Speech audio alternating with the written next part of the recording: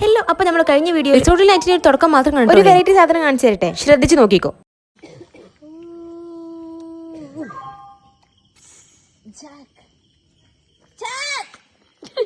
ആദ്യം കണ്ടപ്പോൾ എനിക്ക് മനസ്സിലായില്ല, പിന്നെ എനിക്ക് കാര്യം കത്തിയത്. നിങ്ങൾക്ക് മനസ്സിലായോ? അത്യാവശ്യം നനഞ്ഞതിനെ എല്ലാവരും ഒന്ന് കയറി.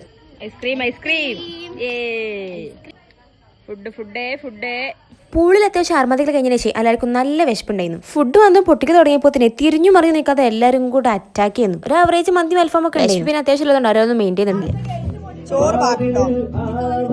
ഒരു പെപ്സിന്റെ ഷോട്ട് 10 പ്രാവശ്യം നല്ല മേരെ പ്രാവശ്യം കൂടി എടുത്ത് വെച്ചിട്ടുണ്ട്. റെഡി ആയിട്ടില്ല. അപ്പൊ പെപ്സി ആയിട്ട് വേറെ എന്തെങ്കിലും ആയിരുന്നെങ്കിലോ?